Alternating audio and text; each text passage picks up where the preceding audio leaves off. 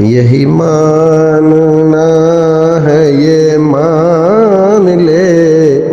وہ ہیں عبدہ ورسولہ۔ الحمدللہ والصلاۃ والسلام علی رسول اللہ۔ ناظرین، خیر مقدم ہے آپ کا کریم ٹی وی اردو میں۔ سرفراز احمد جام تاڑا جھارکھنڈ سے سوال کرتے ہیں، رکوع کے بعد ہاتھ باندھ لینا چاہیے یا نہیں؟ آج کل ہمارے زمانے میں اس مسئلے پر بعض لوگ بلا وجہ بہت زیادہ اپنی داد تحقیق دے رہے ہیں۔ اس مسئلے میں یہ کچھ ہی زمانے سے یہ مسئلہ نکلا ہے، اگرچہ پرانی کتابوں میں اس کا کچھ تذکرہ ملتا تھا، لیکن محدثین کرام، مان لیجئے کتب ستہ کے مؤلفین حضرت امام بخاری، امام مسلم، امام ابو داؤد، نسائی، ترمذی، ابن ماجہ، دارمی، یہ جو محدثین کرام ہیں، ان لوگوں نے اپنی کتابوں میں کوئی باب اس طرح کا نہیں باندھا،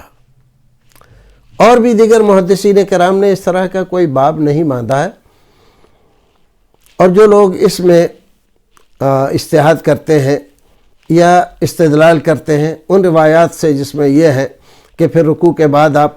اسی حالت میں ہو جاتے تھے جس حالت میں رکوع سے پہلے ہوتے تھے، تو وہ اس سے استدلال کرتے ہیں چونکہ اس سے پہلے ہاتھ باندھے ہوئے تھے لہذا ہاتھ باندھ لیتے تھے، لیکن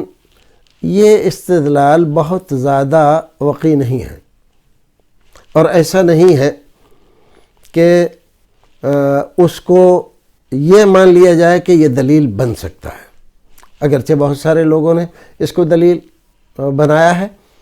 ہمارے بڑے بڑے علماء میں اس مسئلے میں اختلاف ہے۔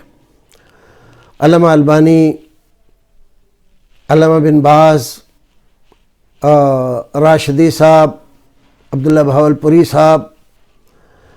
اور سب سے پہلے اس مسئلے پہ جس نے کتاب لکھی وہ تھے مولانا محمد حسین صاحب، اور انہوں نے اس مسئلے پر مستقل ایک کتاب لکھی تھی، اور یہ میاں سید نذیر حسین محدث دہلوی رحمۃ اللہ علیہ کے شاگردوں میں سے ایک شاگرد تھے، اور بدایوں کے قصبے گنور میں کافی زمانے تک یہ رہے تھے۔ آج کے نئی جو تحقیق ہے، ایک صاحب نے اس مسئلے پر کافی ضخیم کتاب لکھی ہے، آ گئی ہے مارکیٹ میں، حضرت مولانا رفیع احمد صاحب آسٹریلیا میں، ان کی ایک کتاب اس مسئلے پر آئی ہے، اور انہوں نے دونوں فریق کے تمام دلائل کو پیش کر کے اور اس پہ ایک طرح سے محاکمہ کیا ہے، اور جیسا کہ ہم سمجھتے ہیں ان کا رجحان اسی طرف ہے کہ ہاتھ نہ باندھا جائے۔ تو اس سلسلے میں جو بھی اختلافات ہیں، نواب صاحب نے جو کچھ بھی لکھا ہے اور ہمارے جماعت کے اور دیگر علماء کرام نے بھی اس پر چھوٹے موٹے کتابچے لکھے ہیں، لیکن اس مسئلے کو جس انداز سے ہمارے یہاں بڑھا رہے ہیں لوگ، یہ مناسب نہیں ہے، صحیح نہیں ہے، درست نہیں ہے۔ اگر کوئی آدمی نہیں باندھتا ہے تو اس پر لعن طعن کرنا، یا کوئی باندھ لیتا ہے تو اس پر فتوی بازی کرنا، یہ دونوں ہی موقف درست نہیں ہے، شدت کسی طرف نہیں ہونی چاہیے۔ کوئی آدمی اگر ان دلائل سے مطمئن ہے، جو دلائل وہ لوگ دیتے ہیں جو ہاتھ باندھنے کے قائل ہیں، اور ان سے مطمئن ہے، وہ باندھتا ہے، باندھ سکتا ہے، کوئی ناجائز حرام فعل نہیں کر رہا ہے وہ۔ اور اگر کوئی آدمی نہیں باندھتا ہے اور وہ ان دلائل سے مطمئن ہے جو اس کے عدم جواز کے قائلین ہیں، تو اس کو بھی حق ہے وہ یہ کرے۔ اس میں شدت پسندی اختیار کر کے فتوی بازی کرنا ہے، جیسے نئے فارغین آج کل کر رہے ہیں، تو کسی جگہ پر جاتے ہیں تو بجائے اس کے کہ وہ مسلمانوں کو دین کی طرف دعوت دیں، جو خرابیاں برائیاں پائی جاتی ہیں سماج میں ان کی طرف ان کی رہنمائی کریں، بدعات کو چھوڑنے، شرک کو چھوڑنے، یا ہندو رسم و رواج کو اختیار کیے ہوئے ہیں ان سے دوری بنائے رکھنے کی تلقین کریں، وہ اس طرح کے مسائل چھیڑ کر جماعت میں خام فساد پیدا کرنے کی کوشش کرتے ہیں، اپنی قابلیت کا اظہار کرتے ہیں، وہ چیلنج بازی کرتے ہیں۔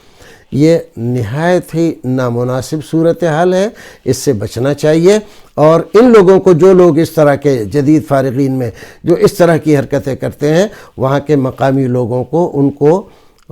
کہنا چاہیے کہ آئندہ اس طرح کا کوئی مسئلہ ہمارے یہاں نہ پیدا کریں آپ، اور پیدا کر کے وہاں پر آپ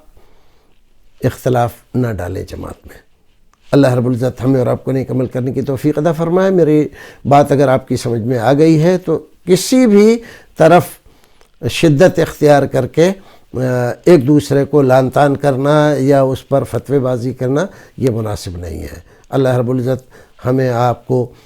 دین کی صحیح سمجھ عطا فرمائے اور